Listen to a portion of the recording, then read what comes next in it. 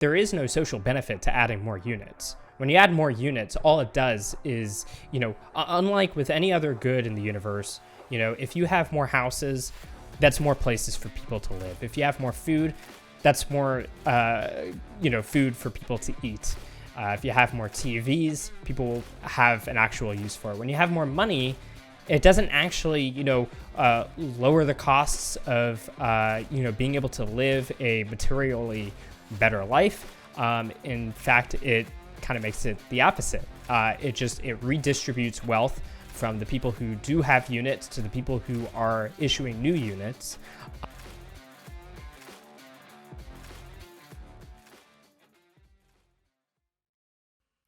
Hey everybody, welcome back to the Blockware Intelligence Podcast. This week I have on Bitstein. Bitstein, welcome.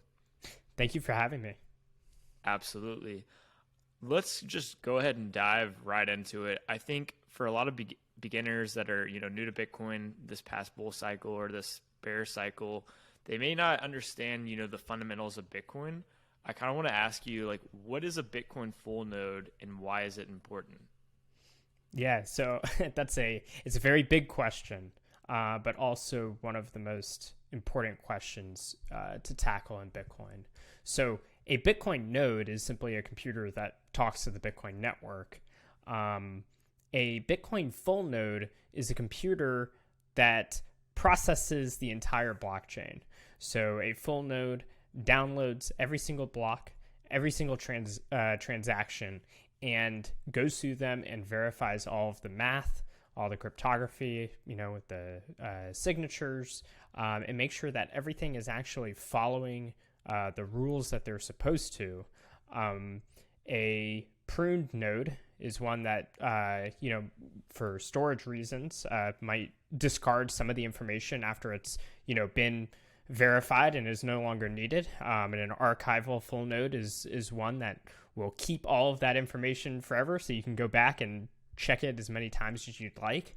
But the key thing there is that they go through every single piece of data and make sure that every bit is correct, and that there's not a single 1 or 0 out of place in the entire blockchain.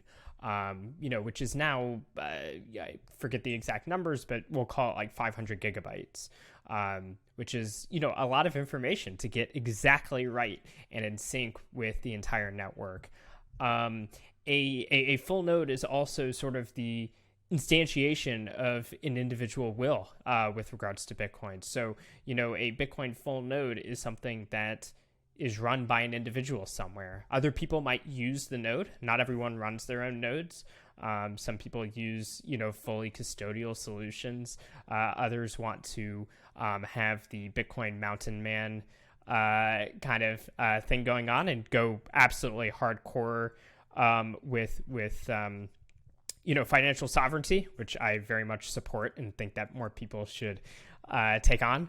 But the point is everyone who runs a node, everyone is free to do so, and you determine the bounds of that, and you choose to be a part of a particular network following a particular set of rules.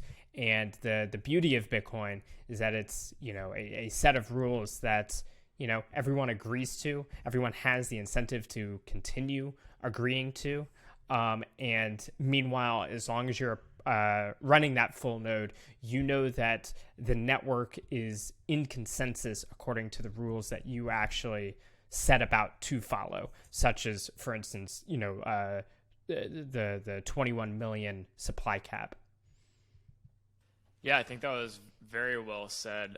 I kind of want to dive into that, critical rule that everyone kind of thinks of, the 21 million supply cap. I guess going off of what you were just saying, explaining, okay, as an individual, you can run a full node, you can set the rules within network consensus.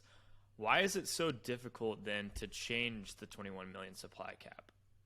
So the reason that it is so difficult is because you can't just change other people's nodes.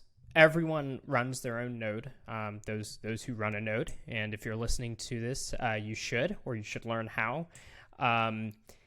So everyone everyone is running their own node, and no one can just arbitrarily dictate what code you need to run. So most people choose to run the Bitcoin core, the reference implementation that sort of descends from Satoshi's original implementation.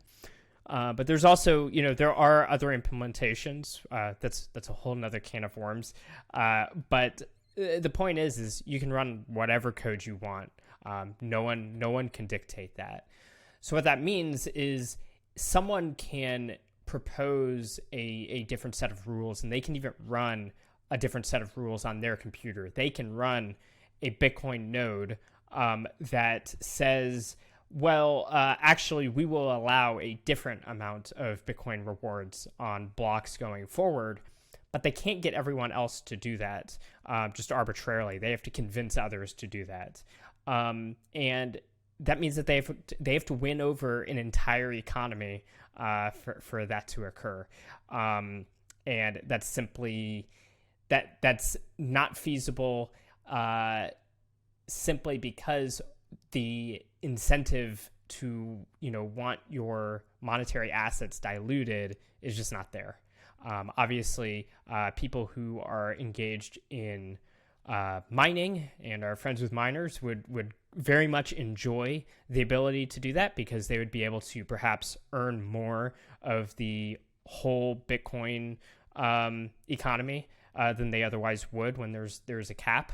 But that doesn't mean that everyone else in the economy, which is most people, would have an interest in doing that. So they simply have no incentive to be adopting a different set of rules.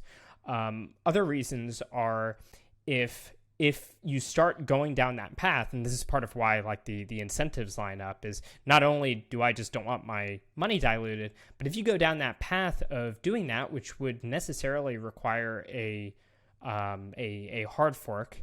I say necessarily, there might be some kind of very tricky soft fork that could be implemented, but the point is there would have to be a major change to Bitcoin. And every time you introduce a major change, and especially a hard fork, you're creating a backwards incompatibility. And when you do that, you also, you've sort of opened Pandora's box, and you said, maybe Bitcoin isn't so immutable after all. And one of the main pulls of Bitcoin is the fact that you can expect it to be how it is now and in the future and deep into the future. You want, a savings device and a money that you can rely on, not just today, but also 100 years from now. And so if the more potential for backwards incompatibility that you introduce to the system, that can have consequences that people would not be interested in. Yeah, I like what you brought up about miners and how, miners theoretically could propose or mine a block that has, significant more reward than nodes accept. But, I work for Blockware Solutions. This is the Blockware Intelligence podcast. We're obviously not mining blocks that have a greater block subsidy than nodes expect, because it just wouldn't get accepted from all of these nodes and we wouldn't get any Bitcoin. So, miners are incentivized to play by the rules that the nodes set themselves. I think that was a great point. I'm curious to hear your perspective on this. Knowing that background about full nodes and what they are, I guess what makes Bitcoin like the least uncertain asset, and what makes it different from other cryptos or Ethereum or something like that? So just to round off your last point, yeah, it doesn't matter how much a miner puts into creating a block, no matter how much proof of work. If it's invalid, then other nodes simply don't care, and you get banned from the network effectively. So it's actually hard to even propagate invalid data in the Bitcoin network because of that. Stop and Decrypt is called that, an impenetrable fortress of validation, and I think that's a beautiful way to summarize it.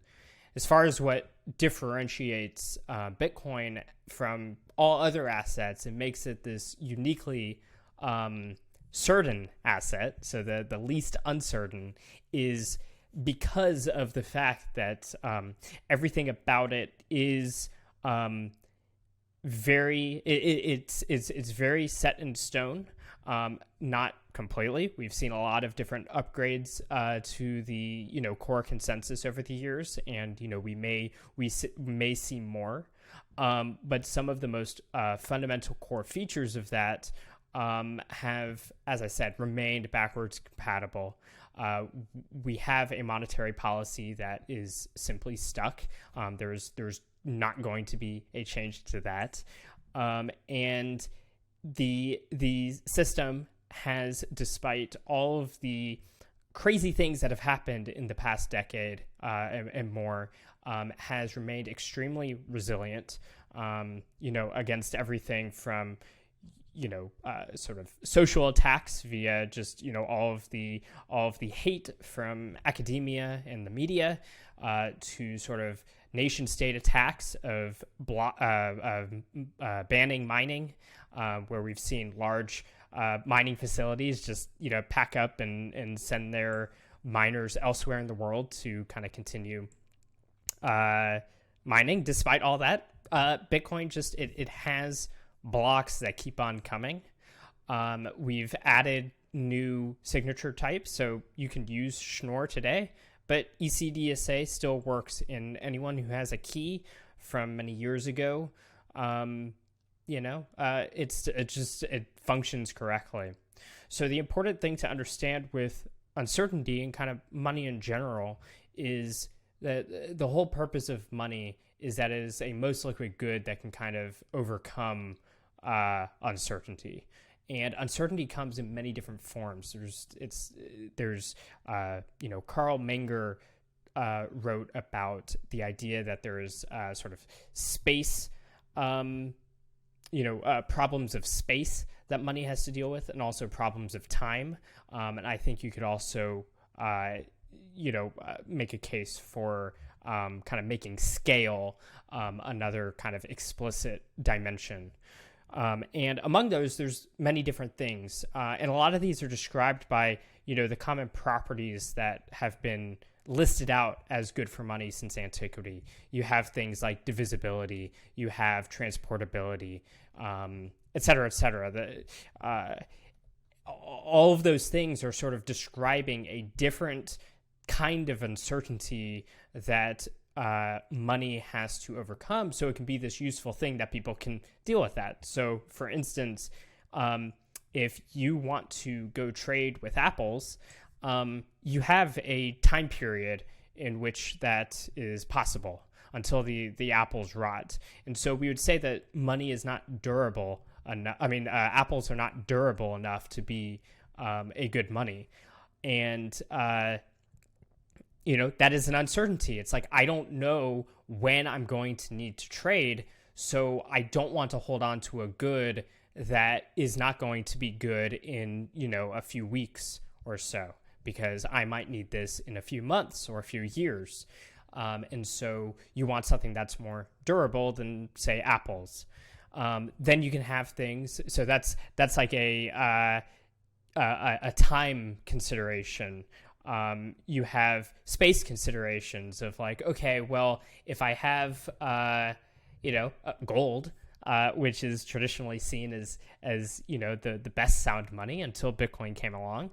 But there is this obvious problem with gold, where if you don't know, hey, maybe I'm going to be trading in Hong Kong next week, how do I get a lot of gold to Hong Kong? That can be a very costly thing to try to deal with. And so you have that uncertainty you're trying to deal with of, well, what about if I want to trade in all these different places? And then with scale, if you have, for instance, a house, that can be very hard to trade for small things like a ribeye or a pencil or something, because you can't break it up. You either sell the whole house or you don't. So houses are just they're not exactly the most liquid good on that front. So the the point is on each of these dimensions, you deal with a lot of different possibilities of trades that might not be possible because the good cannot withstand that dimension. It's not good enough at holding up through time, or it's not good enough at holding up through different spatial needs, and likewise different scaling needs. And money is what the market kind of moves towards, a good that is best able to handle these different needs that people have, such that they can be certain that when they,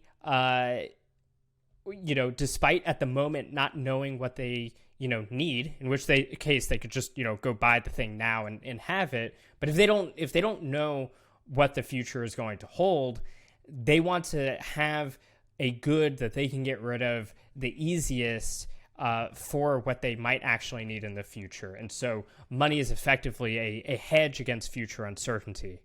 Bitcoin is just absolutely incredible and basically superior to every other asset on all of these dimensions, taken as a whole.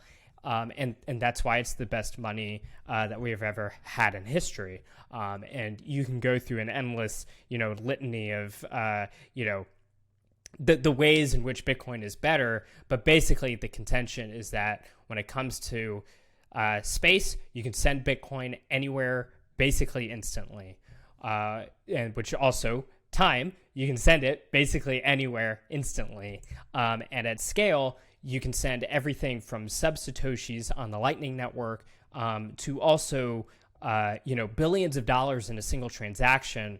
And in many ways, it won't even affect the cost of sending that transaction any more than any other, payment would.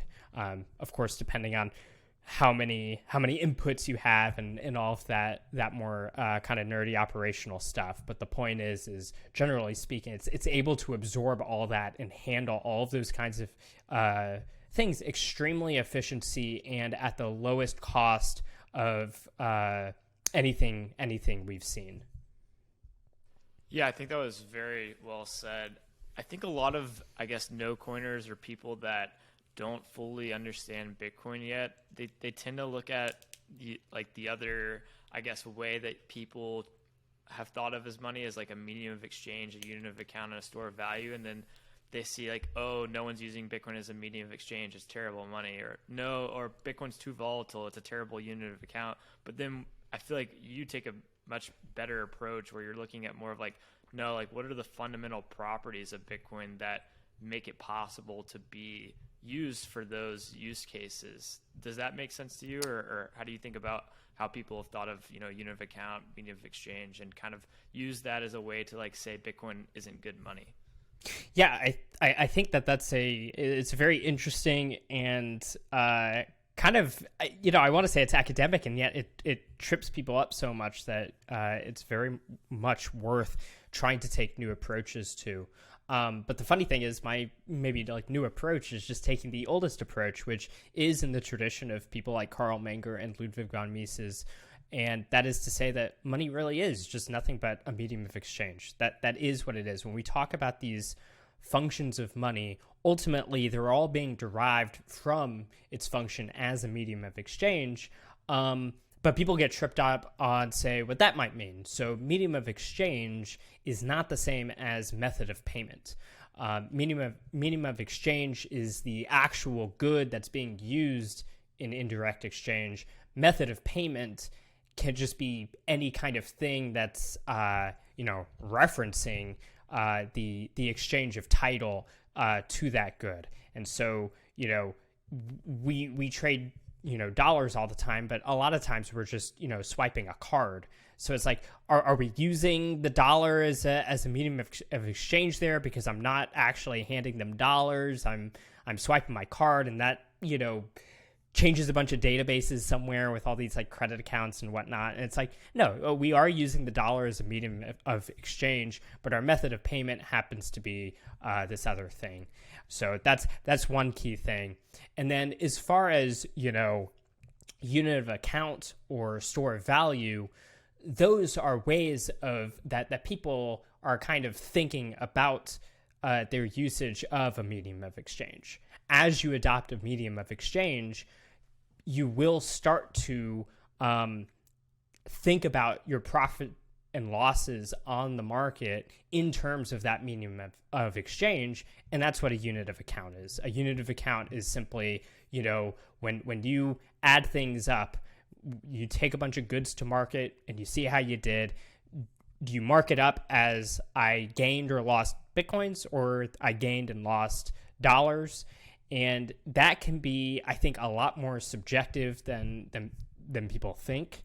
I think that Bitcoiners do this already by virtue of the fact that for much of their lives, they might be thinking in terms of dollars because that's what they have to go to the store to actually pay, and they work a job and they get paid in dollars. So there's a level of economic calculation that's being done in dollars. At the same time, increasingly, we see this with Bitcoiners, and it's part of their fanaticism, is it sort of comes as a derivative of the fact that as they get into Bitcoin, they think more in terms of the future opportunity cost of Bitcoin, which is effectively making them think of profit and loss in a much more radical way, and I think a sounder way. So there is a sense of unit of account when you look at something and it's like, I could go buy this chair, but I'm not going to buy this chair because that's ultimately costing me this many sats, and those sats, kind of match up to this future expected, purchasing power. So there is kind of a unit of account thing there, even if that doesn't necessarily match up with every single act that they have every day. But it starts to absorb the way of thinking anyway. And so many of us, even though we use the dollars, it's like we're effectively thinking in Bitcoins, because when we're thinking about our long-term potential, we're not thinking, oh, what is the dollar amount, except as this proxy of purchasing power, which is kind of why the price is so interesting. It's in Bitcoin terms, and so it's very much a unit of account. And store of value, is not, it's not like a magical feature of a money or anything, or a good. It's describing basically future expectations, and thus where you'd want to put money or investments or whatever, because of your future expectations of the purchasing power of a given good. So it's almost like you're just looking at the medium of exchange over a period of time, and at some point, we don't really think of a store of value in terms of holding cash in our wallet that we might go use to pay for a haircut later on. But then when we start thinking a year, 5 years, 10 years down the road, if not even longer, which I hope people are thinking even longer than that. But as you're thinking about that, you do have to take into consideration all of those uncertainties, especially on the time side. What will be able to hold up the best, and that's kind of where the term store of value comes from. But there's not like a magical essence of a good that makes it a store of value. It is a description of how well a medium of exchange can withstand the uncertainties of time, and whatever space and scale stuff kind of play into that as well.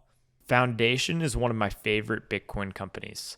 Their product, Passport, is one of the best Bitcoin hardware wallets on the market. It is air-gapped and highly secure. I strongly encourage you to go to foundationdevices.com and use the code BLOCKWARE and get $10 off your Passport. It's a great way to easily and securely store the private keys to your Bitcoin. Yeah, awesome. Completely agree. I want to get your thoughts on this. What do you think an economic system would look like under Bitcoin standard? We see Keynesians argue that, society needs an ever-increasing money supply to continue growing the economy. Will they be proven right, or will they be proven wrong with Bitcoin? Well, I think they'll be proven poor, but so they're wrong. So the idea that the society needs an ever increasing money supply is there's an idea there that suggests that having an increased units of money somehow creates more social benefit. But as long as you have enough of a good for it to be able to act as money, which, I think that 21 quadrillion units of Bitcoin is more than adequate to have enough accounting to be able to handle a Bitcoin economy, especially if certain uses of Bitcoin end up, more, custodial in certain ways. And to be clear, I'm not advocating that people go use custodial things, but like things like exchanges or whatever, they're able to do a lot of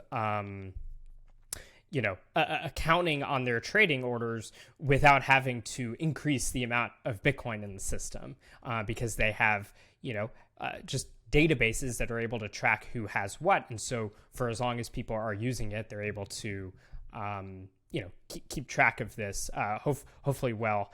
Obvious risks exist. But the point is like, 21 quadrillion units is more than enough for an economy to run on. And because of that, there is no social benefit to adding more units. When you add more units, all it does is, unlike with any other good in the universe, if you have more houses, that's more places for people to live. If you have more food, that's more, food for people to eat. If you have more TVs, people will have an actual use for it. When you have more money, it doesn't actually, lower the costs of, being able to live a materially better life. In fact, it kind of makes it the opposite. It redistributes wealth from the people who do have units to the people who are issuing new units. And so you're not actually creating more wealth by adding more units. And in fact, you're kind of decreasing welfare in the sense that you have now the ramifications of that redistribution, which means that the people who are using the prior units can no longer use them for what they intended to. And so their economic calculation is now affected. So there's that side of it. And then I would say, I feel like I lost my train of thought here. But we can start with that. Yeah, absolutely. Yeah, it's interesting to think about the idea that somehow economists have thought that creating more pieces of paper has made society wealthier over time. I remember I talked to Lynn Alden about this before, and I asked her perspective on do you think an ever increasing money supply has accelerated economic growth over the last century? Because we have had a lot of economic growth over the last century, even throughout 2 world wars. But she said actually she thinks that the main reason for the amount of economic growth that we've had was really just due to hydrocarbons and oil, and the energy return on investment was just so much greater that we unlocked so much extra potential in the last century. I don't know if you have a take on that or any other thoughts. No, I mean, I think that's a very astute point, that there were other technological breakthroughs that allowed a magnificent increase in productive capacity relative to the wages that people were making, which meant that people, every time they got some money, it could go into the market and buy more. And I would also kind of add to that the reason that you can be even printing that money and kind of getting away with it was because there was so much growth that you could be a parasite off of.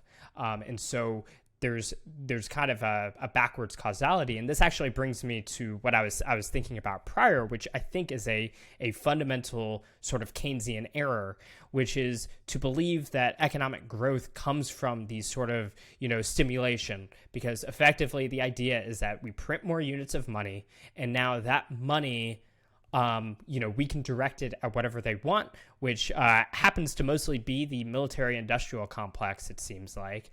But they get to point it at that, and that spurs innovation, as they tell us, and all these things are built, and we should all be so thankful that they know better than we do where our money ought to go. But as I said before, that money is just being redistributed. So it's not necessarily creating any real social benefit when you kind of think of the costs of having taken that away from other people, especially consider when we go back and think about where actual economic growth comes from in the first place. And it all starts not with investing, but instead savings, because you cannot invest things until you've already made savings. You can't invest things that aren't actually there ultimately. At the end of the day, there are physical things that have to be moved in order to actually create wealth. So you need to accumulate those so that you can put them to work in some productive venture. And that seems to be a sort of backwards thing that they tend to not understand. And so, yeah, you need to be able to save money so that you can put it to work. Basically, what happens when they're printing money that way, you're saving the money and then they're putting it to work to their use, and you don't get to put it to work towards your use. And it's misaligned with the actual production of the economy at the expense of everyone for the benefit of a very select, powerful few.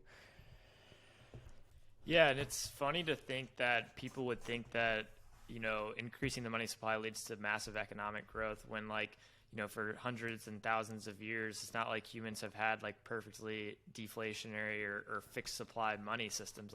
We've had inflationary money systems for, thousands of years at this point. It's not like that we created the computer back in the year 200.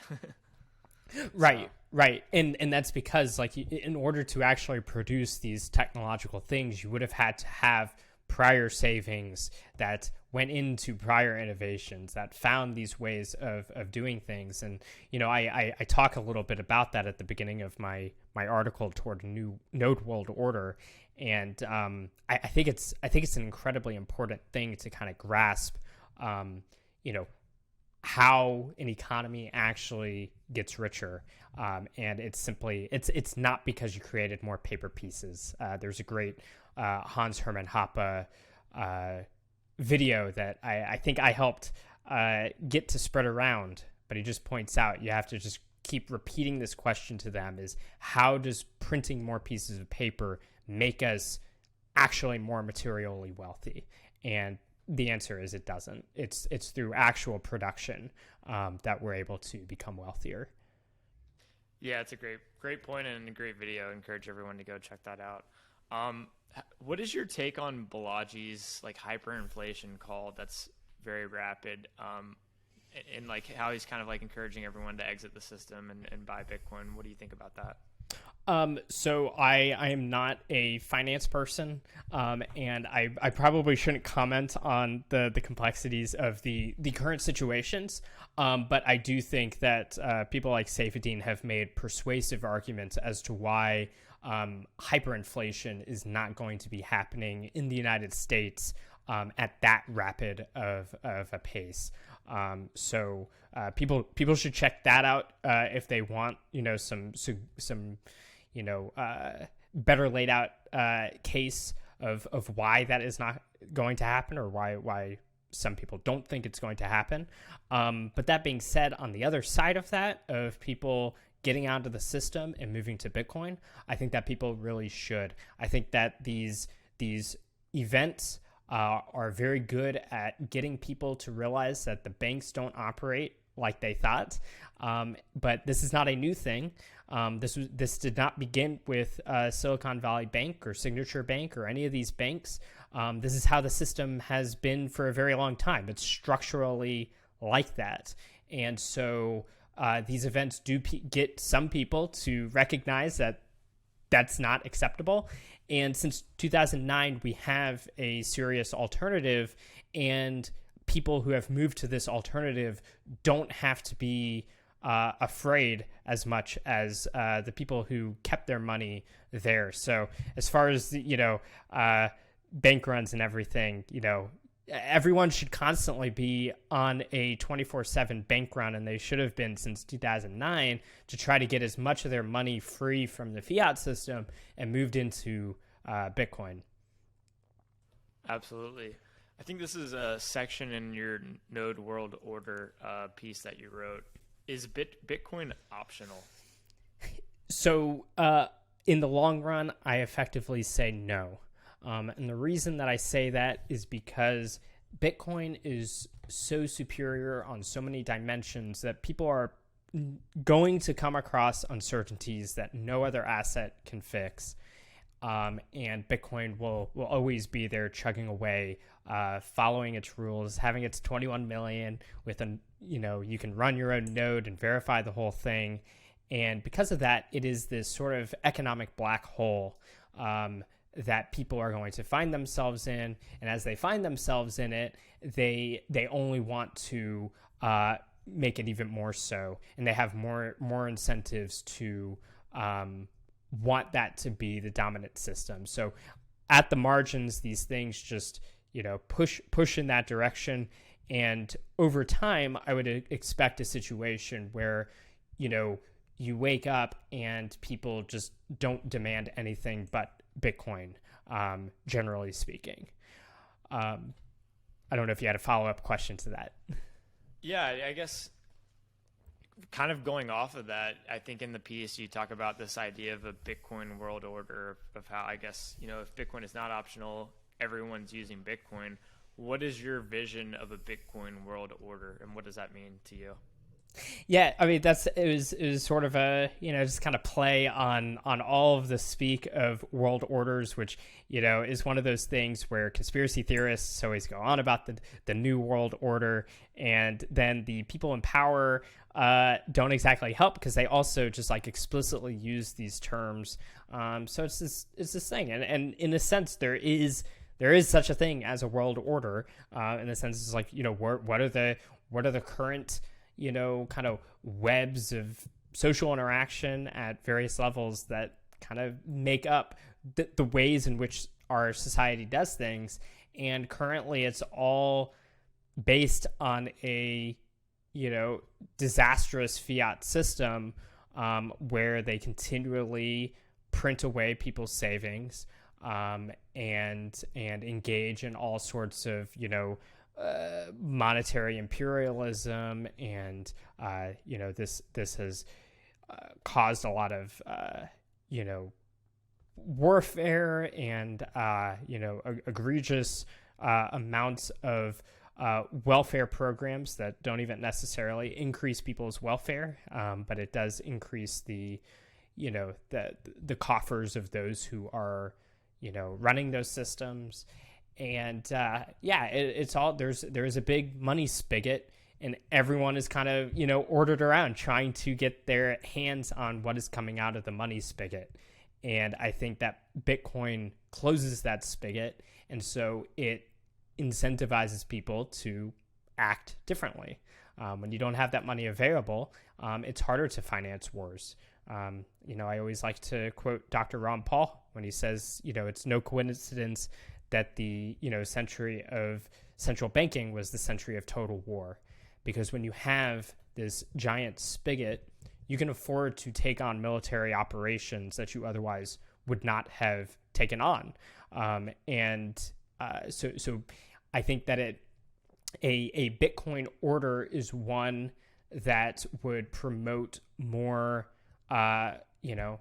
property rights, more peace relative than to before, more production, because you have to actually go out into the marketplace and earn some money by doing productive, valuable things, rather than just finding some grift that ties you into the giant Cantillon effects that are available to you. And so I think it basically it orders people, I believe, more towards peace and prosperity and production, rather than redistribution and all of the propaganda that's used to continue to propagate that. Yeah, I think that was very well said. I think this was a great recording. I know I listened to a lot of noted podcasts back in the day with you and Pierre Richard, and then the Nakamoto Institute was one of the first resources that I personally used to discover and learn more about Bitcoin, and I guess question my the things that I was skeptical of about Bitcoin at first, and then once I read some of your pieces, it helped a lot. But I guess, what are you up to now? Grateful. Well, I'm grateful to be of service. Yeah, absolutely. Thank you. I'm curious, like, what are you up to now? I know some people may have listened to you years ago on the podcast, read a lot of your work. What are you up to now? Yeah, so these days, a lot of software engineering, primarily in the Bitcoin space, but also kind of trying to ramp up Bitcoin education as well. So I started a Substack, which has went quickly on a hiatus for a bit for some personal reasons, but that's going to be ramping back up.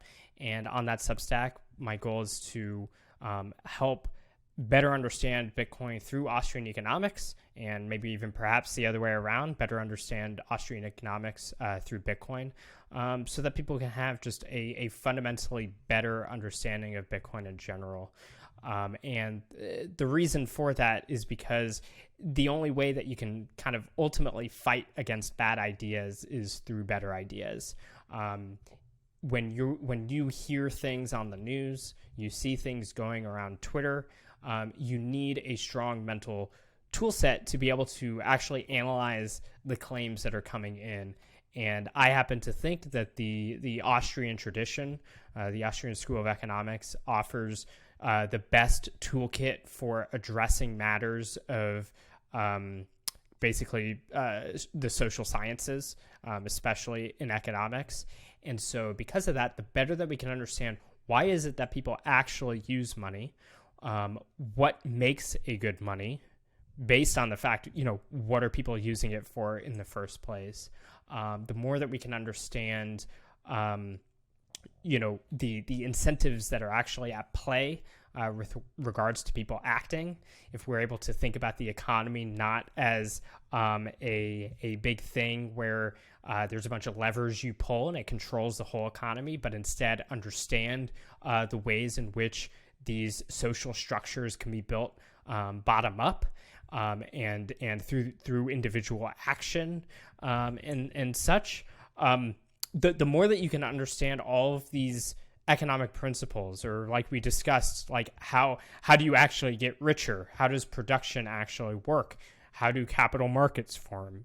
All these different questions, the more that you have that available, the more that you can counter bad ideas that come your way that are usually just trying to, my cynical take is they're usually just trying to find a way to steal money from you by making you think that it's okay to be a part of this system where there's a giant money spigot and they get to print money and dilute your wealth to their own ends.